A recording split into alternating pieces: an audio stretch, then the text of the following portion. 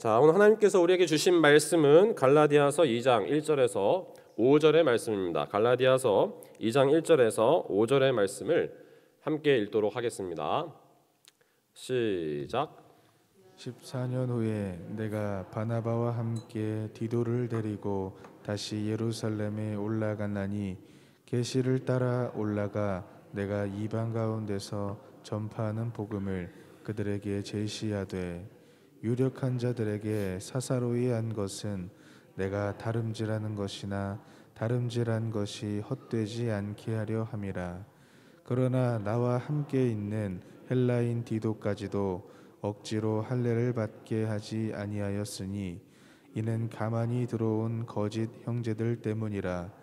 그들이 가만히 들어온 것은 그리스도 예수 안에서 우리가 가진 자유를 엿보고 우리를 종으로 삼고자 함이로되 그들에게 우리가 한시도 복종하지 아니하였으니 이는 복음의 진리가 항상 너희 가운데 있게 하려 함이라. 아멘. 지난 한 주간 우리는 찐 부름, 우리를 부르신 하나님에 대한 그런 마음들을 기억하고 또 갈라디아서 1장 말씀을 쭉 묵상하면서 하나님의 뜻을 우리가 찾고 그렇게 한 주를 보냈습니다.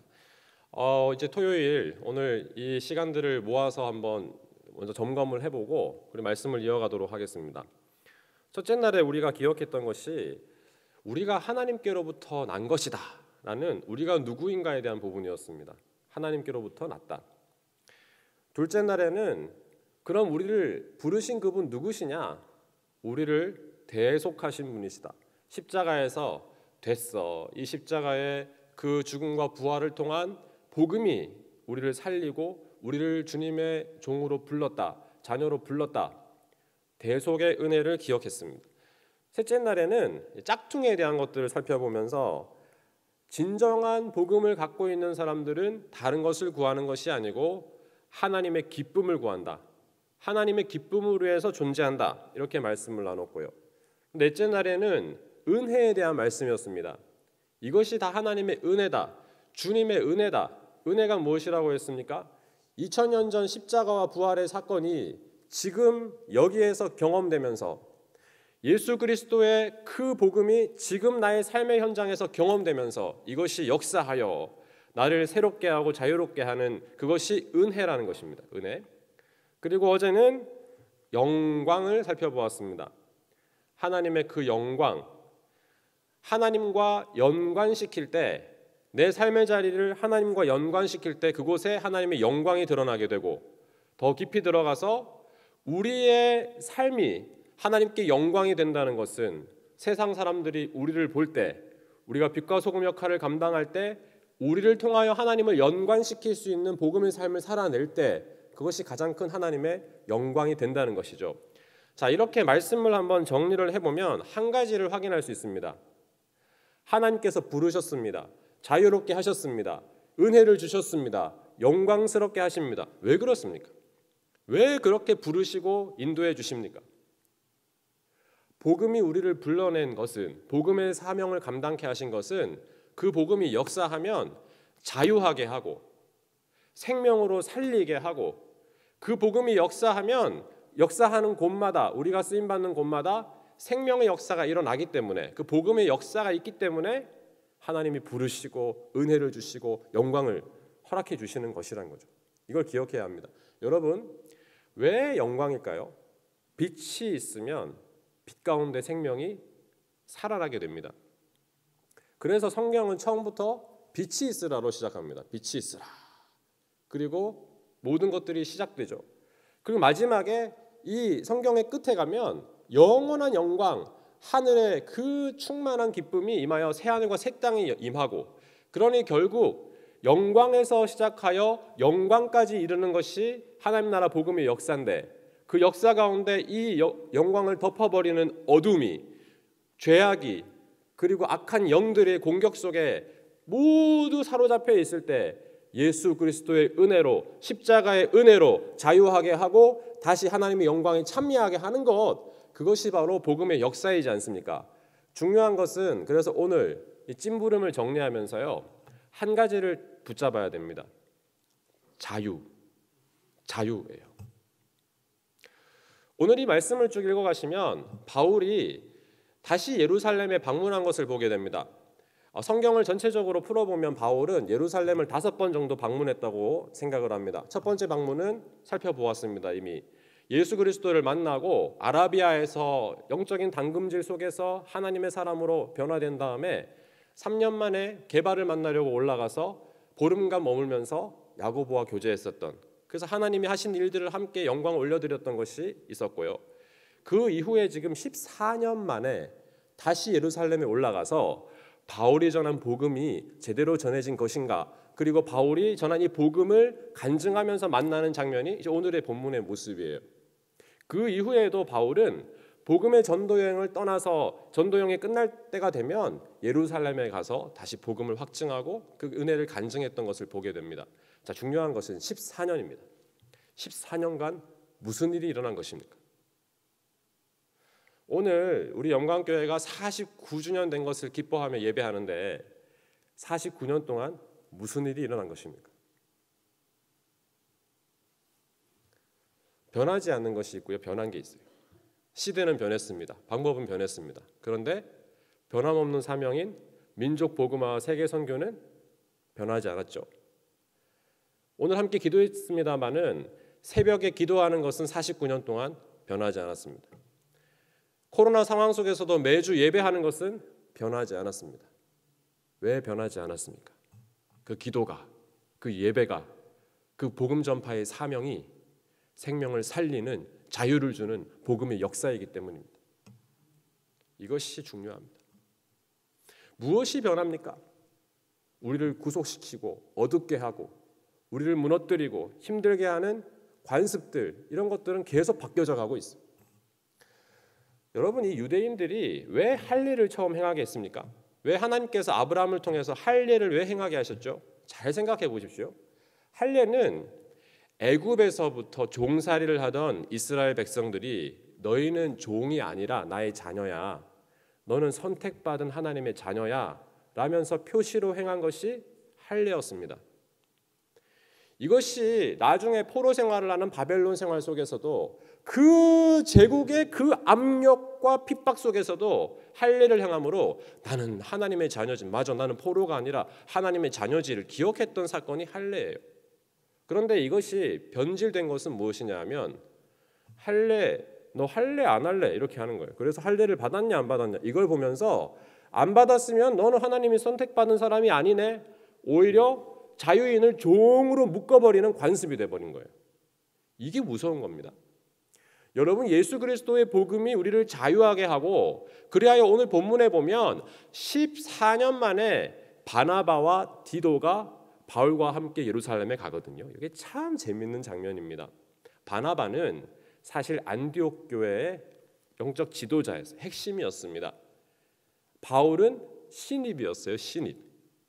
그런데 그 신입이 영적 리더십을 가질 수 있도록 돕고 양육하고 함께 사역하면서 동력자로 지금 같이 옵니다. 이 바나바 같은 사람이 많아야 합니다. 세워주고요, 품어주고요, 양육하고요, 시간이 갈수록 더 부드럽고요, 그리고 이 복음의 자유를 선포하고 교회를 살리고.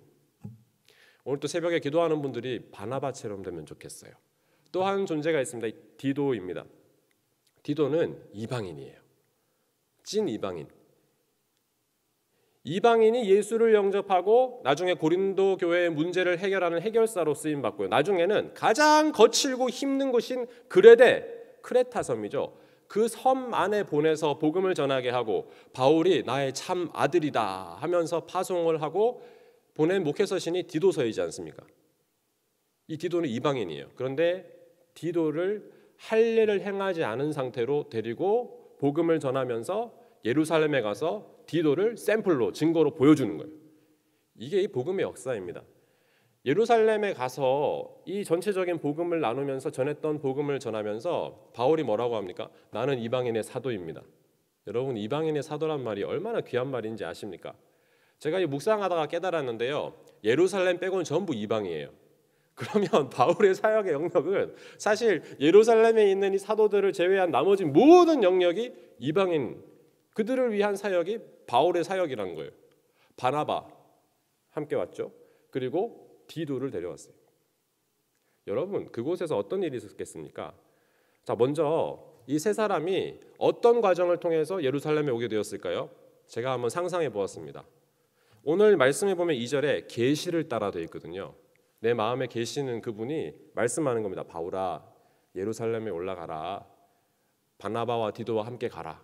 가서 전한 복음을 14년 동안에 함께 했던 복음의 역사를 나눠라. 예, 주님. 기도했겠죠. 바나바는 뭐 했겠습니까? 바나바야, 바울과 함께 가라. 하나님 말씀해 주시는 거예요. 기도할 때. 네, 주님 했겠죠. 디도는요. 디도도 기도했습니다. 하나님, 나 할례 안 행했는데요. 아니다. 네가 바로 그 증거다. 가라. 14년 사이에 뭘 했겠습니까? 예배하고 기도하고 복음 전하고, 이날도 주님의 계시를 따라 기도하고, 그 기도 가운데 세 사람이 연합하여서 한 발자국으로 한 발 한 발 내딛으면서 예루살렘으로 온 거예요. 여러분, 자유. 우리가 새벽에 기도하는 이유가 자유. 기도할 때 주시는 주의 영이 계신 곳에는 참 자유가 있다는 고린도후서 3장 17절의 말씀처럼 주님 앞에서 기도할 때 하나님이 주시는 자유함, 꽉 막혀 있는 상황 속에서 기도할 때 주시는 자유함, 내 마음에 깨닫게 하시고 계시를 주시고 새 마음을 주시고 그리고 자유하게 하시는 그 복음. 여러분, 우리 교회에 49년 동안 민족 복음화와 세계 선교를 위해 달려왔습니다. 왜 그렇습니까? 하나님의 복음의 자유를 선포하는 것이 빛과 소금 영광의 사명이니까. 그리고 지금 목회의 비전과 목회의 방향이 무엇입니까? 생명과 행복, 복음이 주는 자유 가운데 생명이 살아나고 영이 살아나고 기도할 때 생명이 회복되고 그 복음이 주는 행복과 기쁨이 있으니 기가 막힌 겁니다. 생명과 행복을 가지고 민족 복음화와 세계 선교의 사명을 감당하는 빛과 소금의 영광교회. 이게 내년 희년을 향해 달려가는 영광교회의 기도 제목 아닙니까? 너무 감사하지 않습니까? 코로나 상황이 있습니다. 코로나 이후에 희년이 옵니다. 희년 이후에 새로운 하나님의 일하심을 바라보며 달려갈 수 있습니다. 이 영적인 축복 가운데 우리가 오늘 새벽 기도를 드리고 있는 거 아닙니까? 뭡니까? 14년 동안 하나님께서 허락하셨던 은혜를 고백하고 예루살렘에서 함께 간증하면서 오늘 이 말씀에 하나님께서 주신 그 진리가 5절에 복음의 진리가 항상 너희 가운데 있게 하려 함이라. 여러분, 이 복음의 진리가 우리 가정 가운데 항상 함께 있기를 원합니다. 이 복음의 진리가 우리 교회 가운데 항상 함께 있기를 원합니다. 이 복음의 진리가 끝까지 우리를 자유하게 하시는 복음의 진리가 우리의 삶 속에 항상 함께 하기를 원합니다. 그게 진짜 부르심 아닙니까? 그런데요, 4절 말씀을 한번 보십시오. 복음의 진리와 자유를 넘어뜨리려는 존재가 있습니다. 이는 가만히 들어온 거짓 형제들 때문이라. 그들이 가만히 들어온 것은 그리스도 예수 안에서 우리가 가진 자유를 엿보고 우리를 종으로 삼고자 함이로다. 제가 이 말씀을 묵상하면서 자유란 단어와 종이란 단어가 계속 마음에 다가오는 것입니다. 왜냐하면 복음이 주는 자유를 빼앗아가서 다시 종으로 만들려고 하는 것이 가만히 들어와서 우리를 넘어뜨리려고 하는 세력들인 것을 보게 됩니다. 신앙생활을 하면서 여러분 어떻습니까? 우리가 이 이방인 디도는 할 일을 행하지 않아도 예수의 자유를 경험하고 복음 가운데 기쁨을 경험했는데요. 이 우리가 믿음 안에 산다 하지만 어떤 사건 하나를 생각하면 마음이 콱 메어버려요. 과거에 있었던 어떤 섬기는 가운데 있었던 갈등 하나가 떠오르면 마음이 콱 메어버려요. 교회에 와서 복음 가운데 예배하려고 하는데 어떤 한 가지를 생각하면, 한 사람을 생각하면, 또 가정도 마찬가지입니다. 한 가지 사건을 기억하면 마음이 콱 종으로 메어버려요. 가만히 들어와서 종으로 돌아가게 만드는 마음을 묶어버리는 것들이 있습니다. 자, 이것에 대해 얘기하는 겁니다. 진리를 붙잡고 진리 가운데 자유해야 하는데 가만히 들어와 우리를 종으로 바꾸려고 하는 것들이 있다는 것이죠. 어떻게 해야 합니까? 코로나19 상황 가운데 지금 이제 백신이 공급되고 있습니다. 부름받은 우리가 이 시대 가운데 감당해야 하는 것도 영적인 백신과 인내예요. 돌아와라. 신 하나님께. 하나님께 돌아와라. 가만히 매여 있는 우리의 마음이 예수 그리스도께로 돌아가서 그분 안에서 주시는 자유와 기쁨과 복음이 다시 우리를 새롭게 하고 십자가의 복음 말고 나머지 것들이 우리를 넘어뜨릴 때 복음 가운데 다시 회복되고 오늘 또 49주년 예배를 드리는 가운데 다시 십자가의 복음, 우리를 부르신 복음 가운데 그 감격 가운데 다시 돌아오면 회복이 되는 거예요. 이게 영혼의 백신이에요. 돌아와라 신 하나님께. 그리고 인내해야 합니다. 진리가 항상 있도록 인내해야 합니다. 여러분, 인내가 무엇입니까? 내 마음에 하나님이 인내, 마음에 하나님이 인내예요. 인내는 끝까지 하나님이 내 안에 계신 것을 확인하는 게 인내예요. 주님이 계시도록 계속 버티는 거예요. 어떤 상황이 와도 가만히 들어와 넘어뜨리려고 하는 상황 속에서도 예수 그리스도의 복음이 떠나지 않도록 붙잡고 있는 게 인내예요. 그리고 다른 사람을 향한 인내도 마찬가지입니다. 그 사람의 마음에 예수 그리스도께서 인내 확인할 때까지 끝까지 기다려주고 예수의 복음이 있도록 견뎌주고 그분이 예수님을 영접하도록 기다려주고 참아내는 게 인내지 않습니까? 여러분, 오늘 기도한 다음에 낮엔 해처럼 밤의 달처럼 찬양하면서 기도할 텐데 한번 생각해 보세요. 마음을 짓눌러 나를 곤곡해 합니다. 우리가 복음 가운데 살려고 몸부림을 치나 끊임없이 우리를 넘어뜨리려고 합니다. 가만히 들어와서 너 할례 받았냐? 너 하나님 사람 맞냐? 네가 기독교인이냐? 끝까지 공격합니다. 이 코로나 상황 속에서 더 합니다. 돌아와라 신 하나님께. 그리고 내 마음에 주님이 계시도록 두 가지를 붙잡고 가야 합니다. 힘들어도 가야 합니다. 진리가 항상 있도록 가야 합니다. 이것이 바울의 14년의 역사였고 앞으로 이어지는 바울의 끊임없는 변함없는 사명의 역사였어요.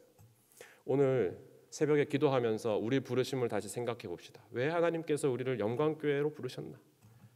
왜 빛과 소금의 역할을 허락해 주셨을까? 이 힘들고 어려운 가운데서도 왜 우리가 기도하며 나아가는가? 하나님의 복음의 진리를 알기 때문에 그렇습니다. 주의 영이 계신 곳에는 자유가 있고 진리를 알지니 진리가 너희를 참으로 자유하게 하리라 알기 때문에 나갑니다. 오늘 또 기도하는 우리 모든 성도들의 마음에 예수 그리스도의 복음으로 돌아오는 영적인 은혜, 복음 가운데 새롭게 기도하며 하나님이 허락하시는 생명을 향해 다시 나아가는 소망, 변함없이 주를 붙잡고 나아가는 충만한 기쁨이 이 기도의 자리에 임하게 될 줄로 믿습니다.